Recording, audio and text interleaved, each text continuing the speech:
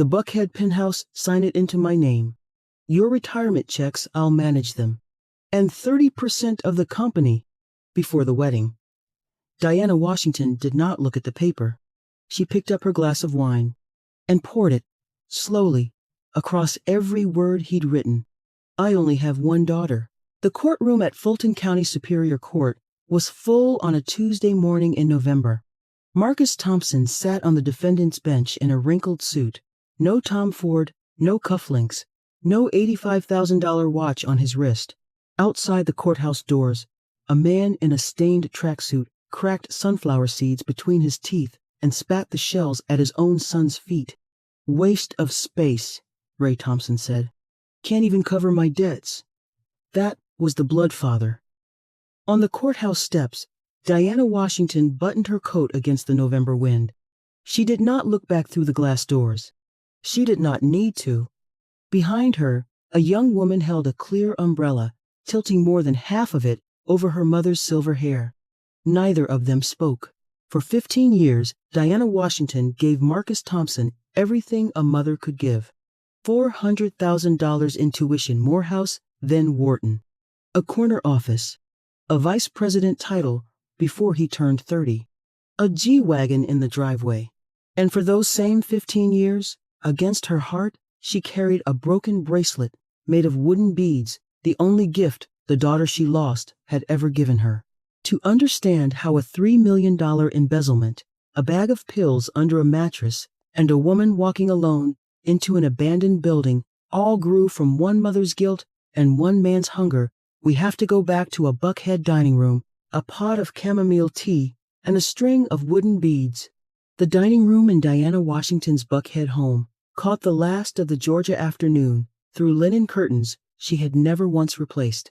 The walnut table seated 12 and rarely held more than 3. On the wall behind Diana's chair hung a black and white photograph of a man with kind eyes and broad working hands, Robert Washington, who had died 11 years earlier and still watched her from that frame every single day. Diana sat at the head of the table with a photo album open in front of her. She was choosing pictures for a trip, Martha's Vineyard, the first vacation she would ever take with her daughter, Jasmine. 7 days. Just the two of them. On her left wrist, she wore a bracelet made of wooden beads. The beads were uneven, some darker than others, strung on a cotton thread, already beginning to fray at the clasp. She had not taken it off in 5 years. Jasmine sat at the far corner of the table. Quiet. Careful. She held her hands in her lap and watched her mother arrange photographs the way a guest watches a host, grateful, unsure whether she was allowed to touch anything. What Diana had already given could fill a ledger. $400,000 in tuition for Marcus Thompson. She sent him to Morehouse, then to Wharton for the MBA. She bought him Tom Ford suits. She gave him a Mercedes-AMG G63 and an Audemars Piguet, $85,000 on his wrist. Marcus had come to her from a system that had failed him 7 times. 7 foster families. His birth parents surrendered him to the county when he was 3. The boy did not speak for his first 3 days in her house. She had woken at 2 in the morning and found Marcus standing alone in her study, in the dark, in front of the filing cabinet. His small fingers were on the second drawer, the one she kept locked, that held the adoption file. He had not been exploring. He had been looking for the papers. 30 years before, Diana had stood in a different kitchen, in West End, beside her own grandmother, learning to roll cobbler dough by the light of a single bulb. A house is just bricks, the old woman used to say. A home is what you build inside it. Over the years, Marcus learned to read a room the way other men learn a trade. In front of Diana's soft voice, wet eyes, the little catch in his throat whenever he mentioned how grateful he was. He called her Mom, in public, always when someone was watching. In meetings, he tapped his fingers against the conference table in a fast, unconscious rhythm that came from somewhere he could not name. It came from Ray. It came from a kitchen counter in a Section 8 apartment in Bankhead. The body remembers what the mind was never told. When Diana finally found her, Jasmine was 23. With her first paycheck, $47, she went to the community center on Auburn Avenue, bought a handful of wooden beads from an old woman named Eleanor, and strung them into a bracelet at the craft table. She gave it to Diana on a Sunday morning. "It's ugly, I know." Diana put it on. She never took it off. The trip was supposed to be the beginning. Diana had spent 3 weeks choosing photographs: Jasmine as a baby, the Buckhead house, Robert in his good suit. She wanted to hand her daughter a history she'd been robbed of. On a Wednesday evening, Marcus carried a bowl of soup and set it beside the open album. His elbow caught the rim. The soup spread across the pages, photographs curling, ink bleeding. Marcus burned his own hand doing it. He held it up, wincing, his eyes already wet. Diana closed the album. She canceled the trip.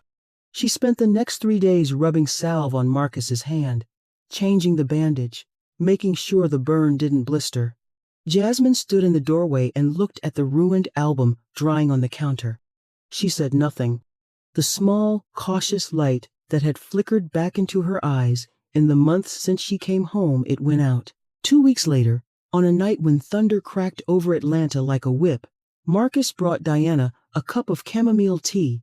He had doubled the melatonin. She drank it and slept so deeply she did not hear the study door open. She did not hear him drive to the office, sit at her desk, and forge her signature across 3 company contracts. He walked down the hall to Jasmine's room. He slid a small plastic bag beneath her mattress. 4 oxycodone pills, bought that afternoon on Bankhead Highway for $200 cash. The next morning, the evidence was already arranged. The pills, the contracts with dates that didn't line up, a note in a hand that looked close enough to Jasmine's, suggesting she had been stealing. The blood drained from Diana's face. She crossed the hall. She slapped her daughter once, hard, across the cheek. Jasmine did not defend herself. She pressed her hand to her face, looked at her mother with 5 years of hope collapsing into a single point of pain, and walked out into the Atlanta rain. She did not come back. 5 years. Gone. 5 years later, a woman named Crystal Davis sat across from Diana and laid a prenuptial agreement on the wood. She tapped one lacquered nail against the paper and smiled. The Buckhead Penthouse, put it in Marcus's name, and 30% of the company's shares transferred before the wedding. Diana looked at the document. She looked at Crystal. She looked at Marcus, standing behind his fiancée, with his hands in his pockets. His jaw set the face of a man who believed he had already won. The cotton thread of the bracelet, 5 years old now, washed thin, frayed, past mending, chose that moment to snap. The beads scattered across the marble floor. One came to rest against the toe of Crystal's red-soled heel. Diana bent down. She picked up each bead, one at a time, her knees aching against the cold stone. She folded them into the silk handkerchief from her breast pocket and pressed the little bundle against her chest just below the collarbone. Then she stood. "He is a stray I pulled out of the system." Her voice was low and even. "I have one daughter. Her name is Jasmine." She picked up her glass, a dark Napa Cabernet, and poured it slowly across the prenuptial agreement. The white paper went red. Crystal's mouth fell open. Marcus's hands came out of his pockets. That night, Diana sat alone in her corner office on the 20th floor of the Washington Development Group Tower in Midtown. The Atlanta skyline glittered through floor-to-ceiling glass. The only sound in the whole building was the ventilation. Her assistant had left a forensic accounting summary on the desk. $3,120,000. Embezzled over 31 months through 4 shell companies. Every transaction signed off with an authorization code that belonged to the Vice President of Finance. She picked up a red pen and circled 3 dates, 3 wire transfers that lined up exactly with 3 weekends Marcus had told her he was visiting classmates in Philadelphia. He had not gone to Philadelphia. He had driven to Wilmington, Delaware, to sign incorporation papers in person. She changed the code on the wall safe in her study, the one behind the Kehinde Wiley painting. The old code had been 06 to 17, the day Robert died. Marcus knew that code. He had used it before, and she had let herself not wonder how he knew. She canceled 4 supplementary credit cards, cutting each one in half with kitchen scissors, at the dining table, while Marcus stood in the doorway and watched. She called HR and ended his employment, effective immediately. He came back at 2 in the morning, using a spare key. He crossed the dark foyer, moved the painting aside, and punched 06 to 17 into the keypad. The safe opened. It was empty but for one thing: a manila folder holding his foster care file from the county, and a note written in red ink on Diana's personal stationery. "I'm watching you." The study lamp clicked on.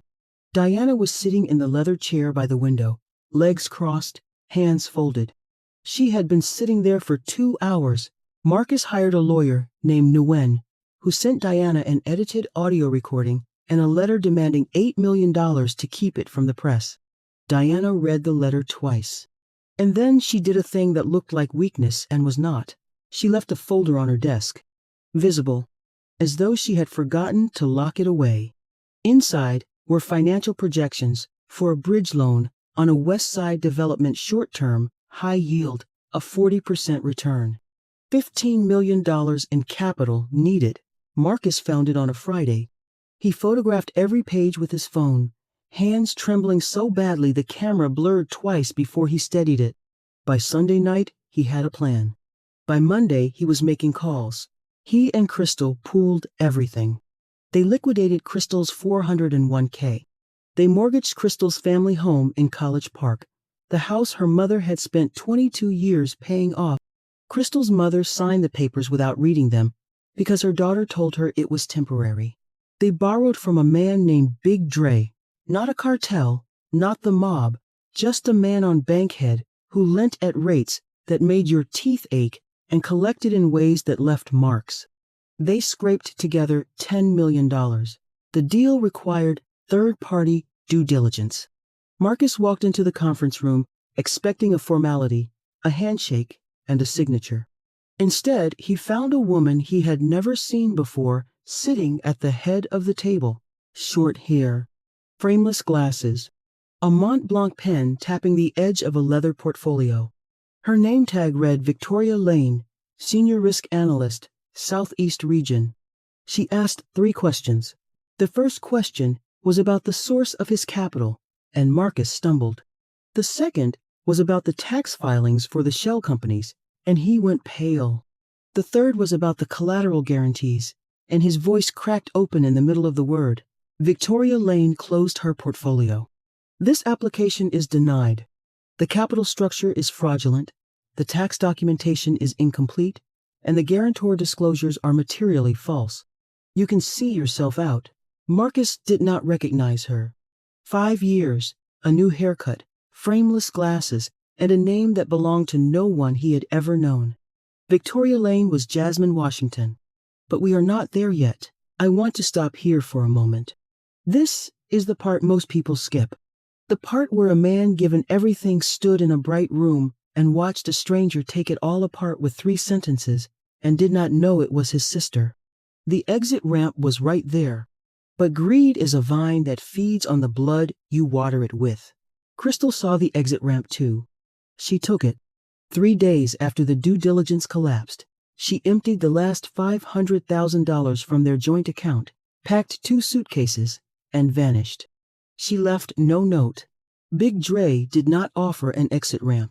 He sent 2 men to Marcus's apartment on a Tuesday night. They did not knock. Marcus was cornered. No money, no job, no fiancé. A loan shark tightening the circle. He picked up his phone. "I found Jasmine. She's alive. But she's in trouble being held over a debt out on the West Side. Come alone." Diana read it in her study, beside the black and white photograph of Robert.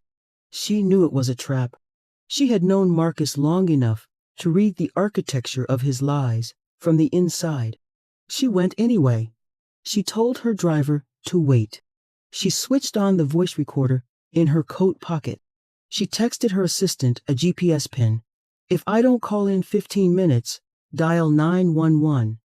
Then she stepped out into the rain and walked toward an abandoned construction site on the West Side.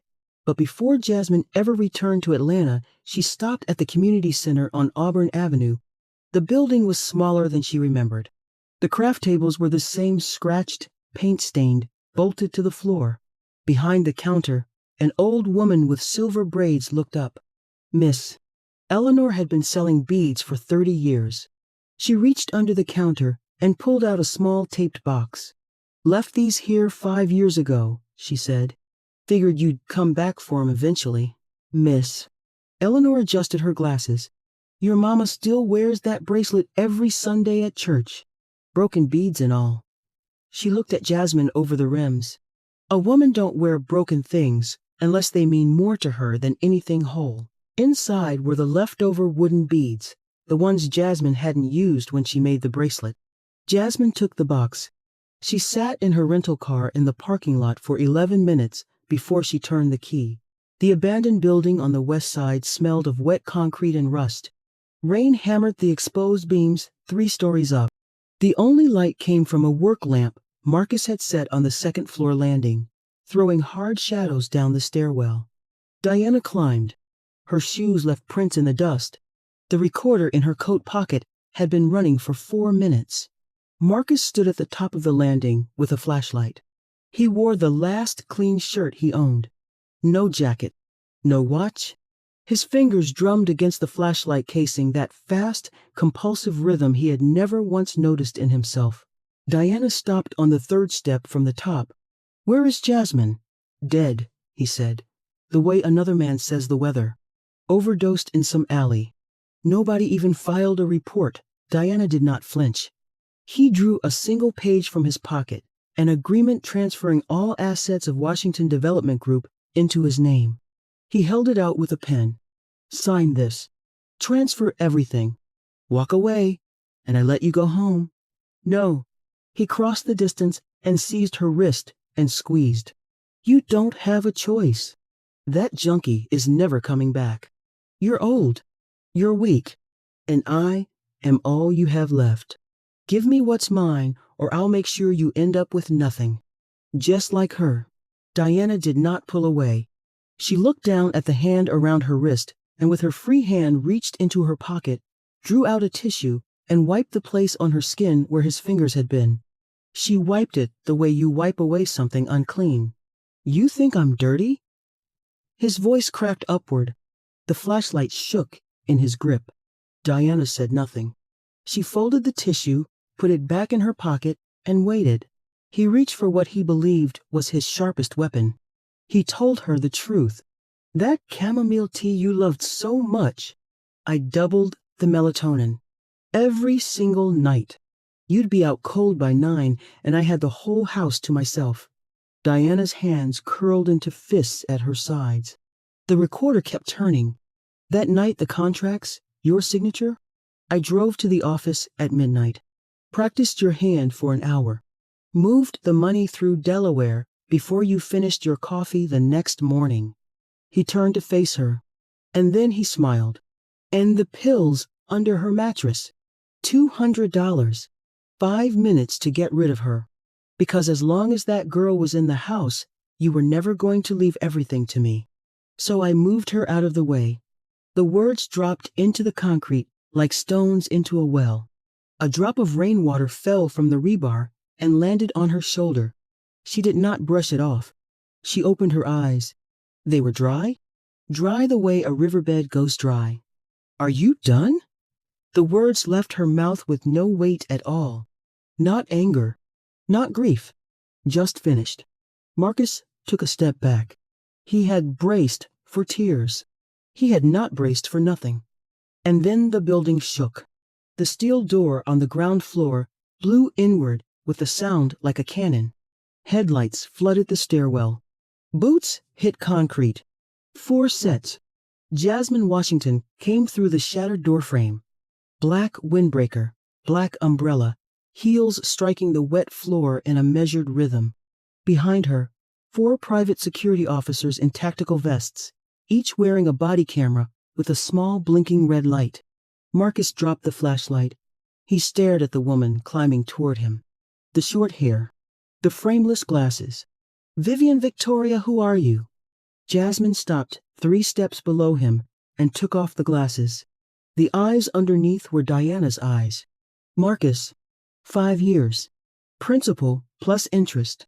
Pay up. The body cameras recorded all of it. The security team sealed the stairwell. One officer radioed Atlanta PD. Another crouched and collected the unsigned transfer document off the floor where it had fallen. But the recording in Diana's pocket had already caught the thing that mattered.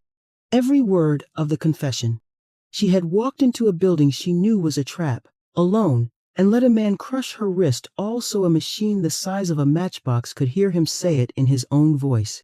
That was the cost. $85. Jasmine took a silver lighter from her pocket. She lifted the fallen transfer document, held it out, and struck the flame. She held it until the fire licked at her fingertips, then let it fall, still burning, to the wet floor, where it went out in the standing water with a small hiss. The employees arrived the next morning to find Marcus Thompson on his knees on the sidewalk outside the lobby doors. He simply could not stand. 2 junior analysts pulled out their phones and recorded 12 seconds of video. The receptionist opened the glass door, looked down at him, and let it swing shut again. The trial at Fulton County Superior Court lasted 4 days. The gallery was full by 8:15. Every morning neighbors, church members, junior staff, reporters, and a row of law students from Emory who stopped typing entirely after the first hour. The prosecution opened with the audit trail. 31 months of wire transfers projected on a screen. The forensic accountant walked the jury through the transactions, one at a time, the way a surgeon walks a family through an X-ray. $3,120,000. Gone. Then they played the recording from Diana's coat pocket. The courtroom heard Marcus confess to drugging his mother's tea, forging her signature, and planting the pills. It ran 11 minutes. A woman in the 4th row pressed her hand over her mouth. The court reporter's fingers stopped for a full 8 seconds. They entered the body camera footage. 4 angles. Marcus gripping Diana's wrist. Marcus threatening her. The footage did not shake, because the officers holding it had not. Jasmine's attorney laid each piece of evidence on the table like an instrument set out before an operation. The courtroom was silent, not the polite silence of procedure, but the airless silence of a room full of people who have all stopped breathing at the same time. On the 3rd day, Attorney Nguyen stood up, straightened his tie, and addressed the bench. Your Honor, this matter exceeds the scope of our representation. Our firm is withdrawing as counsel, effective immediately. He walked out without once looking at his client. He was convicted on all counts: embezzlement, wire fraud, extortion, attempted kidnapping.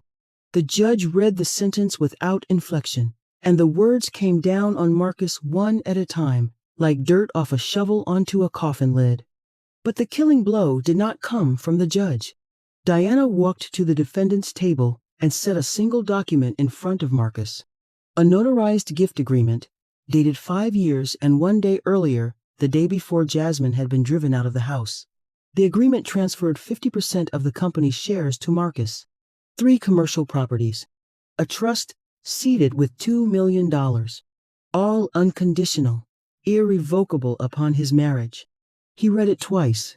His hands shook so hard the paper rattled against the table. Diana leaned down.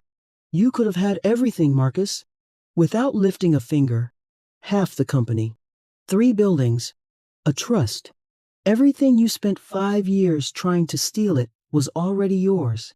But your greed, your lies, you burned it down yourself. Every brick. His face did not crumble. It collapsed the way a building does not topple sideways but drops straight down, floor, into its own foundation. A sound came out of his throat that was not a word. Outside in the corridor, Ray and Denise Thompson were waiting. They had seen their son on the news. Ray took hold of Marcus's arm. Denise reached out and pulled the Audemars Piguet off his wrist. You owe us, Ray said. We gave you life. They walked away with the watch. They did not look back.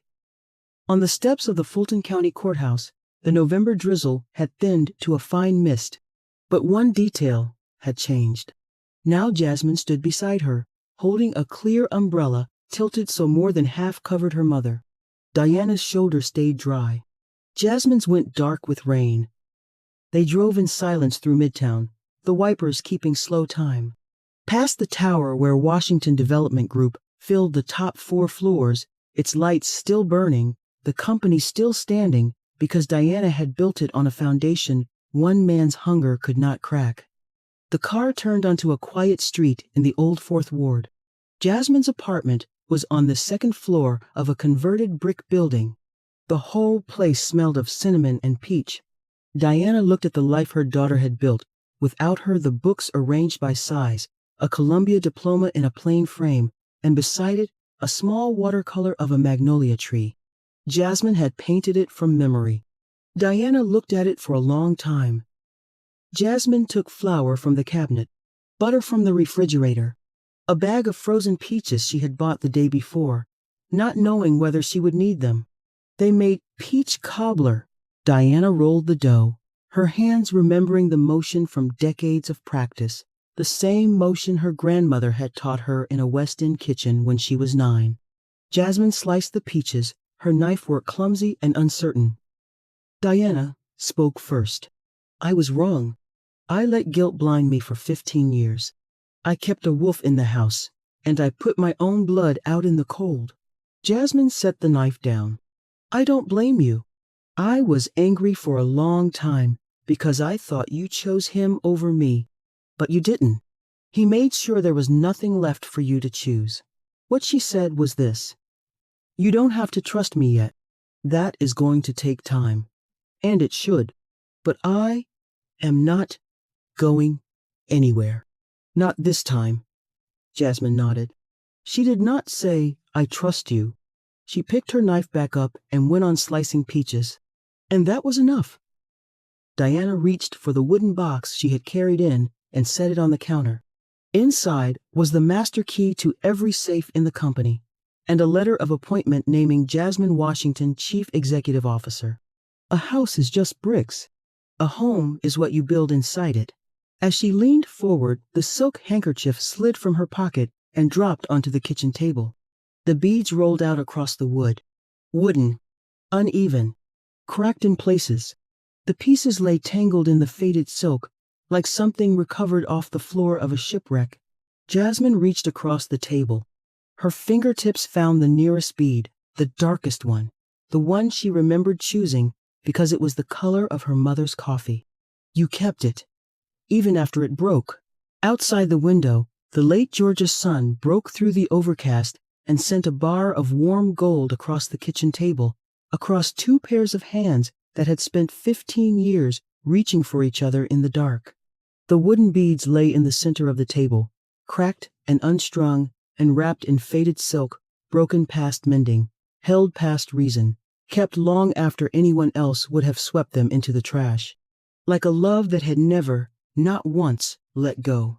And 13. There's a verse I kept thinking about. Do not be deceived.